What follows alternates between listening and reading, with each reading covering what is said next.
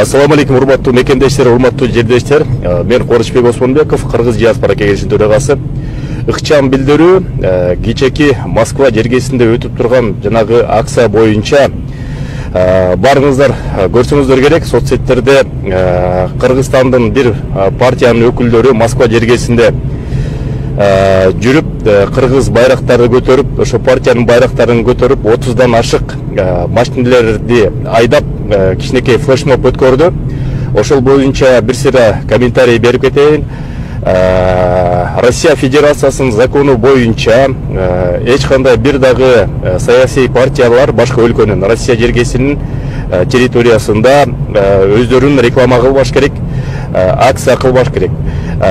Москва жергесинде азыркы учурда локдаун дагы эле режим өтүүдө. Андан тышкары ошондой акцияларды не санкционированный акция деп коюп, андай уюштуруучуларды жалпы эле Кыргызстандын жарандары эмес, Россиянын жарандары уюштурса дагы муну административдик правонарушение деп кабыл алышат.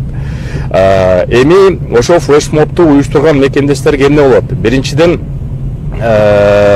Россия Федерациясынын административдик нарушение кодексинде 20.2 деген статья бар. Ал болсо ошол катышкан мекендештерди 15 суткага чейин кармаганга акысы бар биринчиден, же болбосо 30 саатка чейин иштеткенге акысы бар, же болбосо 40 000 рубльга чейин айып пул төлөөгө айыпташы мүмкүн. Бул эми оңой эле ошол административный штраф менен чыгып кетсе эле. Андан да бир жаман жери, ошол мекендештерди Россия Федерациясынын органдары 3 жылдан 5 жылга чейин запрет на въезд деп коюп коюшу мүмкүн.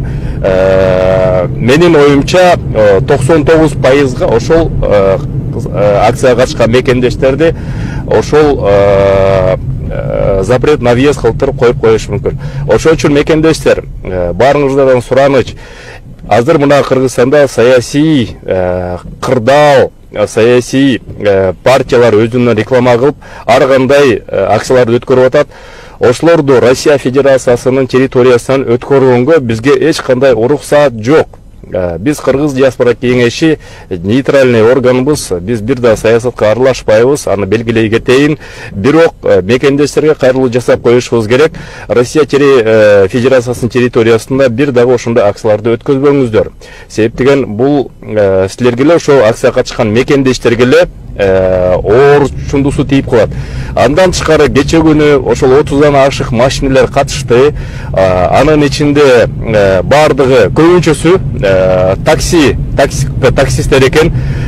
Такси знактары менен жүргөн машиналар. Эми азыр бүгүн бизге маалымат келди МВДден, ГИБДДден Москва жергеси боюнча таксисттердин бүт барын текшерүү кылып, бир сыйра аларды кыргызча айтканда ээсине отуруп атыптыр. Ошол болуп өткөн акциянын кесепетинен. Билебиз, эмоцияга алдырып, өзүңөрдүн кандидаттарды колдооңуздар келип атат. Бирок ал колдоону эгерде ушунчалык эле колдооңар келсе, соцсеттен жүргүзүңүздөр, туугандар арасынан жүргүзүңүздөр, башка жерден жүргүзүңүздөр, Кыргызстандан жүргүзүңүздөр. Эч качан көчөгө чыгып ушундай акцияларды жүргүзбөңүздөр. Сак саламатта болуңуздар мекендештер, аманчылык, эсенчилик бар болуңуздар. Толо көл, аппак унаалардын кортежи.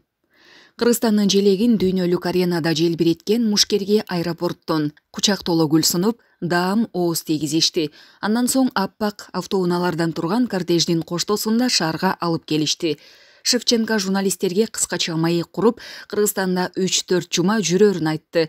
Бул аралыкта Ысык көлгө да баруу ниети бар экенин билдирди. UFC чемпиону эртең 22 ноябрда саат 14:00 журналисттерге маалымат жыйын берет. Андан соң саат 16:00 Аю Гранд соода борборунда күйөрмандары менен жолугат. Ошондой эле аны президент Садыр Жапаровдун кабыл алары күтүлүүдө. Кече 20 ноябрда прокуратура кызматкеринин күнүнө карата өткөн иш-чарада илинген Кыргызстандын картасы соц тармактарда талкууга түштү.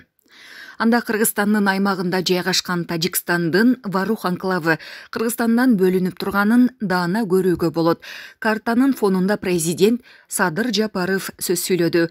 Башкы прокуратуранын басма сөз кызматы бул боюнча түшүндүрмө берди. Бул иш-чараны уюштуруудагы башкы прокуратуранын жооптуу башкармалыгы жеке ишканага баннер жасоого буйртма берген. Буйртманы аткаруучулар тарабынан кетирилген мындай калпыстык үчүн уюштуруу иштерине жооптуу кызматкерлерге тиешелүү чара көрүлөт. Ал эми өлкөбүздүн бүтүндүгүн баарынан жогору коюп, сарсана болуп жаткан жарандарыбызга терең ыраазычылык билдиребиз деп айтылат маалыматта.